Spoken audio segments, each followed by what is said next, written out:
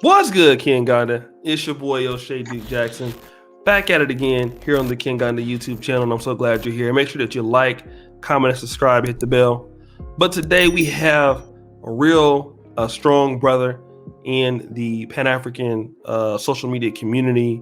I will let him explain who he is and what his channel is about. Go ahead, brother. Let him know who you are. Hey, my name is Brandon. I am the host of the Pan-Africanism Strikes Back YouTube channel. We talk about all things African all over the globe. African news. We talk about political news. We talk about entertainment. We talk about relationships. Anything that has to do with African people, we talk about it. Please like and subscribe anytime you see fit. All right. So give him a round of applause, editor. So let me ask you this: you are, before we go into depth, because you have some pretty oblique and some would say unorthodox opinions on the African American community and also the global Pan-African community. But what is your lineage, so that people understand your position, so no one gets confused as what your ethnic group is? Can you explain that first? Yeah, well, my ethnic group is African American, Black American, Foundational Black American, ADOS, American Descendant of Slave, however you want to call it. I am a American-born African man, not particularly from any African tribe or anything like that. So basically, African American like me, Martin Luther King, Malcolm X, African American.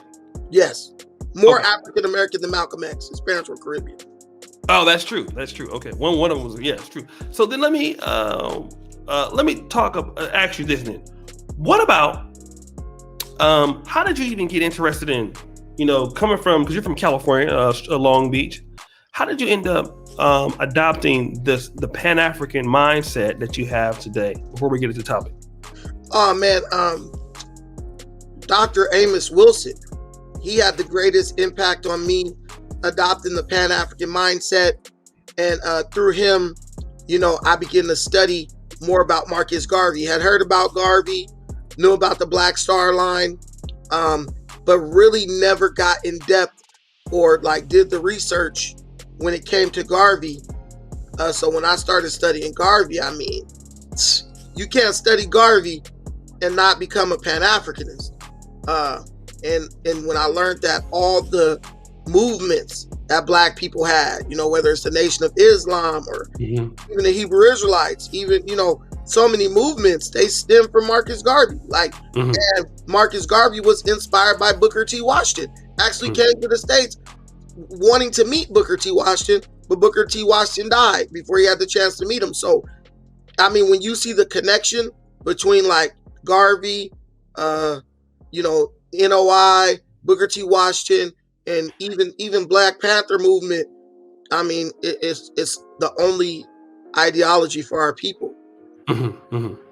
So, and with that being said, there is a lot of time. I mean, it's not so bad. I would say, let's say like the Yoruba and Igbo beef or Hausa, but there is sometimes, it seems, some tension between the African American community and then you have your first generation or second generation Nigerian or African community. And a lot of times I'm finding out that we don't understand their struggle in America and they don't understand ours. And you have some pretty interesting live streams, some in which you disagree with me personally, that I like to watch and listen to. But you were talking about that, a lot of times when African Americans feel that the African community in America don't like us, that it's a personal shot. But a lot of times is that Africans are more focused on being successful, and they don't really want to be around people who are not doing that. But like-minded African Americans are not complaining about Africans don't like us. Right. Well, how did you come to that way of thinking? Well, I basically grew up and matured.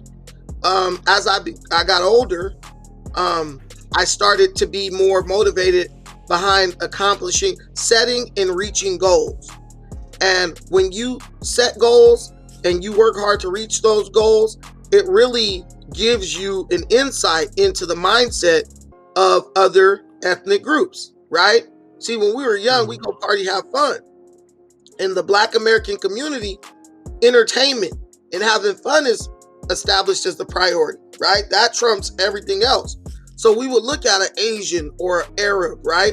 And they would sit in their liquor store 16 hours a day from 6 in the morning to like 10 o'clock at night. And we were like perplexed, like confused, like, yo, that's all that guy wants to do? You go in a donut shop, the guy's whole family is working in there and they in there from sun up to sundown every single day.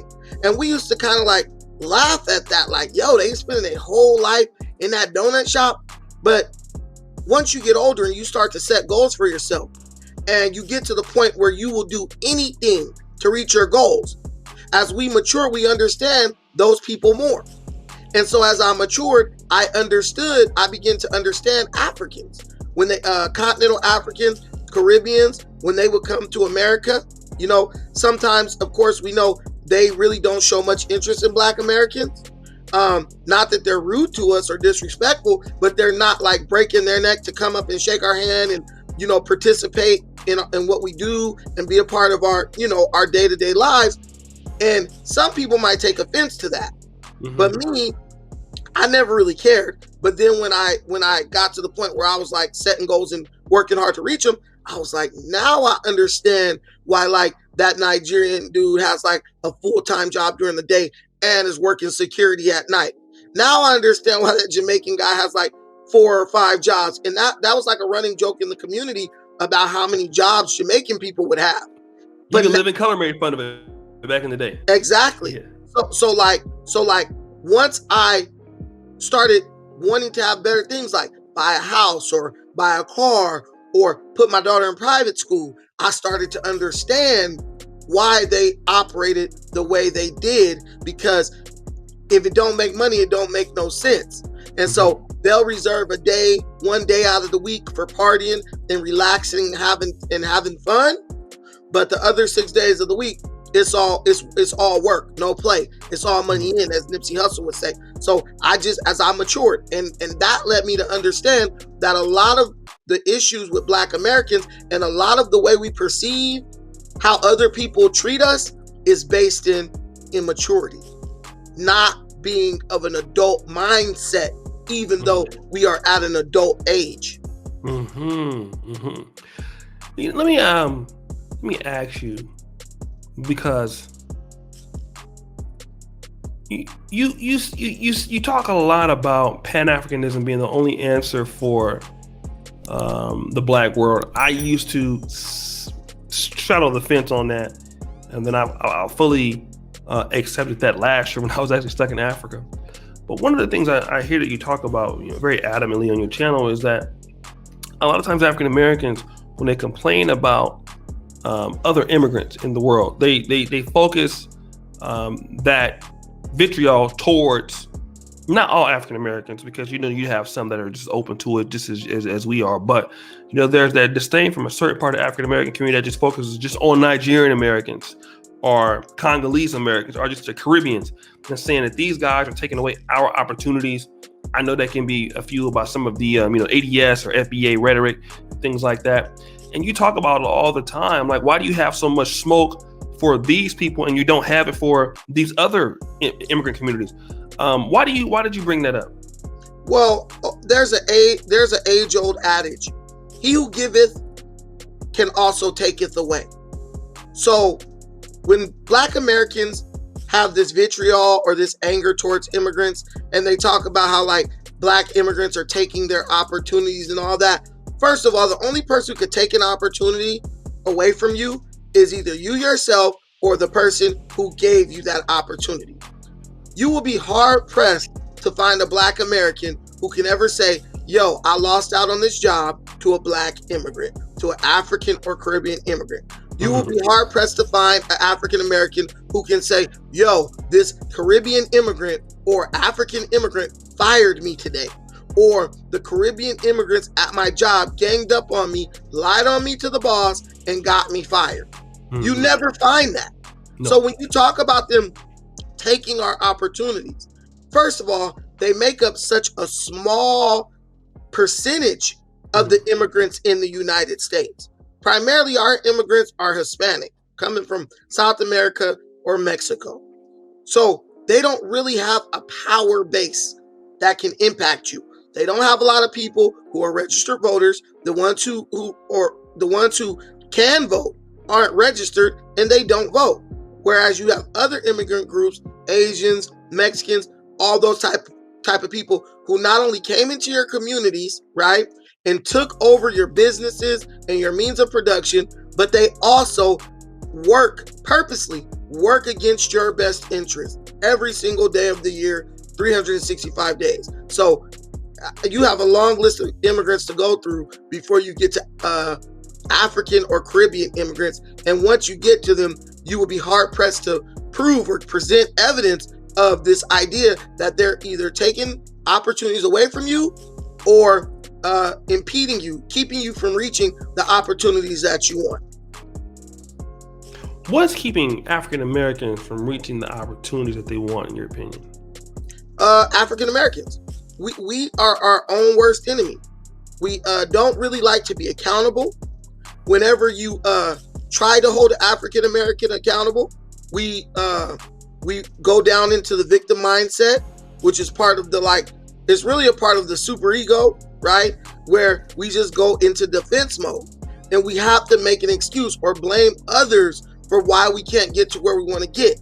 But then when you look at our behavior, it's easy to see why we can't reach the goals that we set for ourselves, if we set any at all. A lot of that is due to the fact that we live in a society where there's a lot of social safety nets.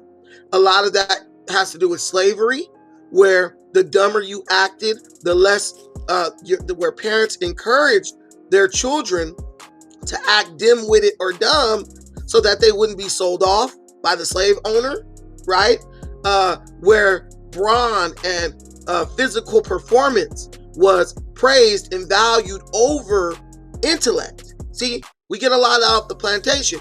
It also comes from the fact that we spent a lot of time on plantations with what essentially are hillbilly white people, right? And we adopted many of their characteristics and we adopted their culture when it comes to speech, when it comes to even entertainment, when it comes to the way we carry ourselves in public. We took a lot of that from the lower crust or the undesirable portion of European society. And just like European society rejects those people, well, guess what? They reject us to a greater extent, because not only do we have that degenerate behavior in many instances, we also do not possess the complexion for the protection. You know, one of the things you talked about, speaking on safety nets, you talked about it very clear. It was very transparent that African immigrants, you know, when they're coming to America, and you use the particular example of you working out in the gym with some Congolese people, that Africans are so busy because many of them are not citizens, and they are on a green card, and they are trying to prove themselves to gain citizenship, and they have many things that they have to do for many people. Africans don't have that safety net that we have in America, so it stops them. It stops us from playing around. But kind of go into that, how the mindset of the African immigrants that you know, and talk about that situation in the gym that day. Okay, so I work at a gym called Crunch Fit. I work out at a gym called Crunch Fitness, and every day, me and my friends, 4 of us, go in and we work out, lift weights, run on the treadmill, things like that. Well, every single day that we go in, we always run into these brothers, and they're from the Democratic Republic of Congo. Now, we're in our 30s. These young brothers they're in their 20s, early 20s, 21 to like 23 or 24. And there's 4 of them. And they always come in and they're doing their workouts, very disciplined, and they work out, then they leave. Very little talk. They get on the machine, they get on the bench press and all that, and then they get their work in and they leave. So one day we noticed we've been coming at the same time a lot. So we just reached out to them like, hey, what's up, brothers? why don't you guys work out with us every day? Since we always show up around the same time, and iron sharpens iron. You can you do better when you work out in groups. The brothers was like, no offense, but we really don't have time. They're like, we don't have time to work out with you guys, because we only have 2 hours for working out, and then we got to go home and change and get ready for work. So then we started talking a little more in depth, and we asked them about like what they do day to day, and they were just like, man, we go to school in the morning, right? They go here over to Cal State University, Long Beach. They go to school, and then once they're done, they go work out, they go home, shower, eat, and then they go work security for this company called Staff Pro at nighttime down at the convention center. So they were just saying their days are full.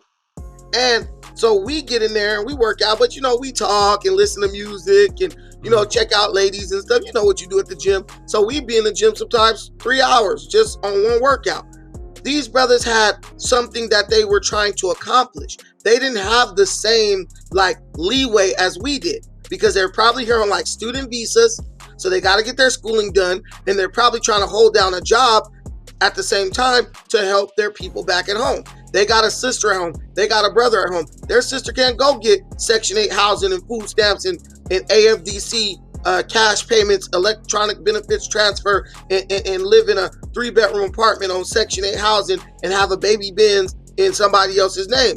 There's no safety nets in those African countries. So they depend on their family members who actually make it out and come into America to do what they have to do every single day so that they can support the family from long distance. So that's kind of how our ideology and our mindsets are different when it comes to our interaction within the United States. Mm-hmm. Now, let me ask you this, because you've been to Kenya, and I've noticed that when Africans come to America, they kick into higher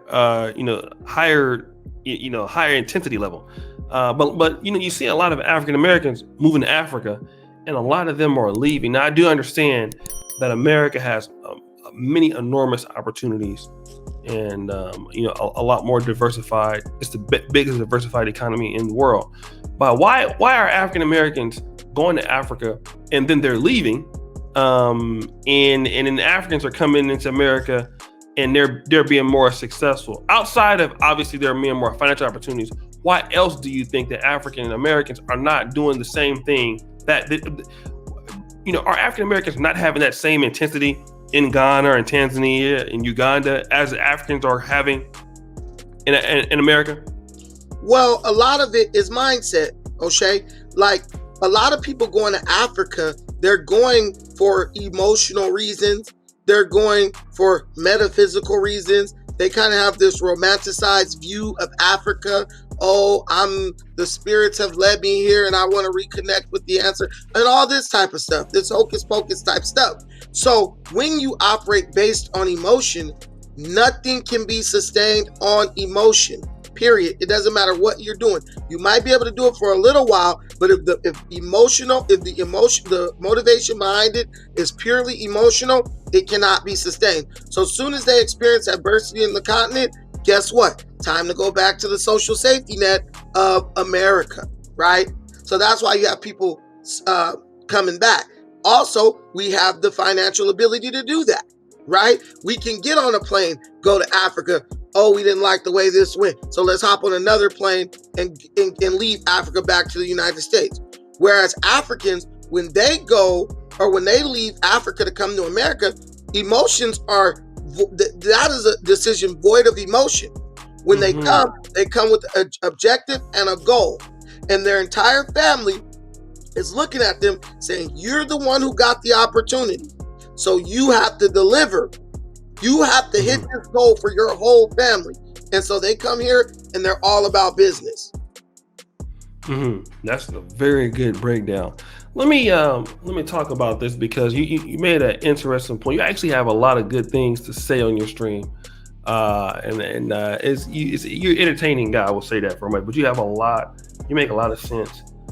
You're talking about that African Americans that are doing business with Africans that are serious about collaboration, they are not the ones complaining that Africans don't like me.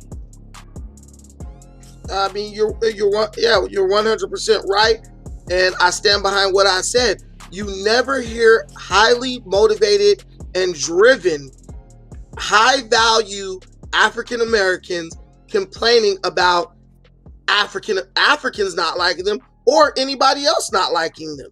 The African Americans who practice extreme accountability, they're not concerned about being liked. And let me tell you something. If you're a person who sets goals and reach those goals on a consistent basis, you will have a magnetic personality. People of all walks of life, all ethnic groups, all races will naturally be drawn to you. If you go to a Jamaican saying, "Hey bro, how you doing? Let's go party. Let's go drink beers." He might say, "Look bro, got time for that, whatever." But if you say, "Hey bro, I got $20,000 and I'm ready to go have 50-50 with you on an investment," he's going to make some time for that. See, and most of the people between the diaspora who have the best relationships do business together. They do business together because people always want to be around like-minded people. No matter who you are, no matter where you come from, you want to be around your like-minded people. And there's this saying, you can't choose, right? You can't choose your family, right? But you can choose who your friends are. And most times your friends are a reflection of you, and what you see as important, they also view those things as important.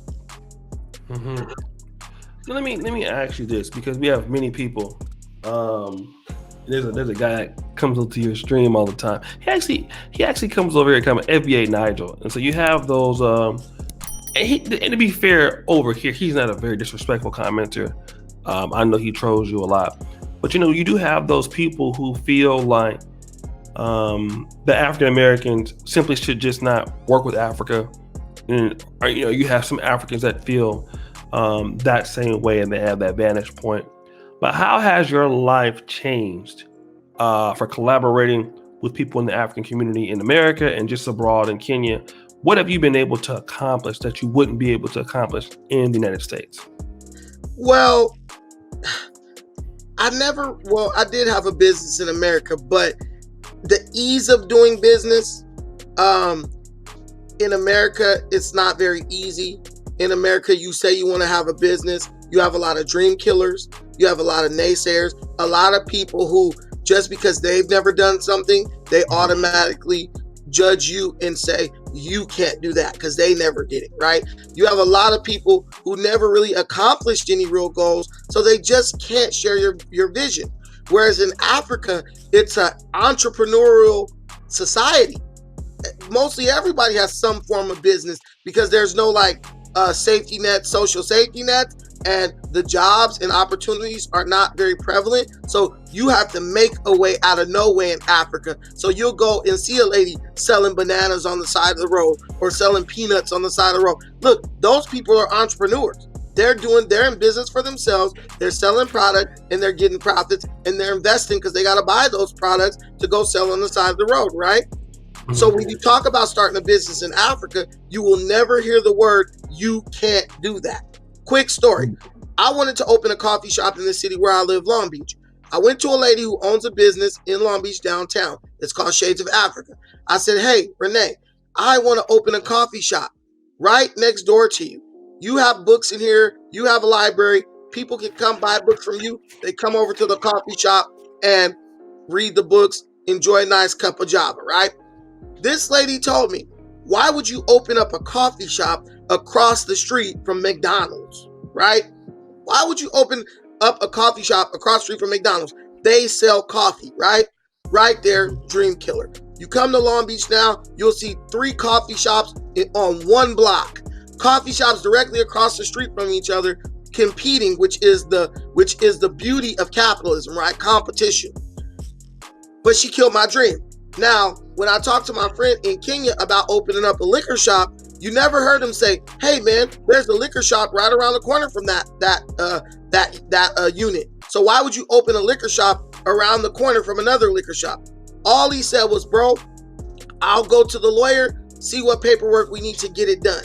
It's all encouragement. No one's questioning what you're trying to do. Now, if you have a really bad idea, they might suggest an alternative or a different way of doing it, but they will never discourage you by saying, oh, why would you try to do this when there's already somebody doing that? Because African people understand there's enough for everybody. There's enough to go around. Whereas Black Americans, we look at it like if someone's already doing something, we can't do it because they're already doing it. But yet and still, Jack in the Box opens up across from McDonald's. They're both selling hamburgers, right? That's the spirit of capitalism. And Black people, because we come from like a slavery background within the United States, because the destruction of the family unit and a welfare society, all that government entitlements kind of tore at the fabric of who we are. We don't have that competitive spirit when it comes to economics. We don't share that same like that entrepreneurial spirit as that Africans have on a large scale. That's definitely great, brother Brandon. One thing I'll say about you is you have the warrior spirit of the Pan-African. You're very you live. One thing I'll say about you're like me. You live this lifestyle, and very few people don't. I do, and you do also. I don't always agree with what you're talking about. Many times I joke with you on the phone that you don't know what you're talking about. But that is, but really I like what you have to say. And you I believe that you're a guy that you are honest. I believe that you live what you talk about. And I have a lot of respect for that. Tell the people, man, why they should come and subscribe to your channel. I mean, it's obvious. Pan-Africanism. You know what I'm saying? This is like the warrior class of Pan-Africanism. A lot of times you get these Pan-Africanist people, which they're Pan-Africanists, but they're all about peace and harmony, and we need to go build and unity and all that stuff. But sometimes you got to just slap somebody to get them to understand the point that you're trying to make, right? So if other Pan-Africanists, like say Search for Uhuru, those are the guys who do the diplomacy. They're diplomatic. They're going to say the right things and be politically correct. At Pan-Africanism Strikes Back, you can knuckle up and we can settle in the street if that's what you want to do. We gonna meet you where you at, and whatever rules you want to play by, we willing to play by them. If it's prison rules or anything else like that, so you gotta have that. You gotta have that set energy. You gotta have that lower self, because that's the part of your ego, right? That helps you defend yourself from people who try to attack you. So Pan-Africanism needs the army. And they need a navy, you know what I'm saying? And because they need it, this channel has to exist. Somebody who's ready to just go to war when the time comes and defend, our way of thinking and our ideology. Okay. So let me ask you this: is Pan-Africanism? People like to always say, is Pan-Africanism dead? Nah, Pan-Africanism is the only Black movement that is actually progressive, actually doing work, actually global, right? You don't see any other Black movements that are truly global. You don't see any other Black movements where the brothers who make up that movement and the sisters who make up that movement are getting off their butt, doing the footwork, traveling to other countries, building bridges with other people from other places, and just getting work done. I mean, we got O'Shea, like you're Pan-Africanist, I'm Pan-Africanist. We got businesses on the continent. We got businesses in the United States. Now, go find the guy who said, oh, I'm ADOS, I'm FBA. Maybe has a business in America, but the world is going global. Everybody on earth is racing to Africa. Everybody's racing to other parts of the globe to stretch their influence, to spread their influence.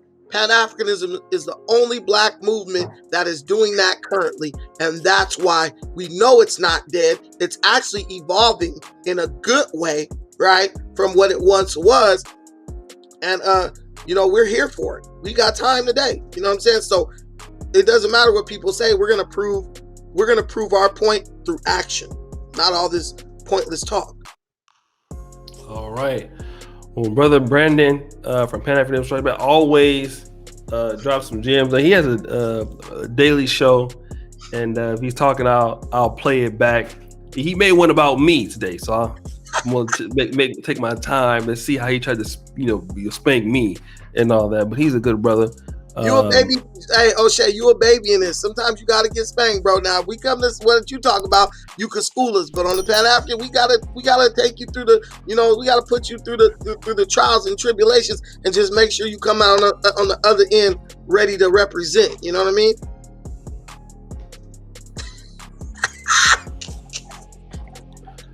So, guys, thank you so much.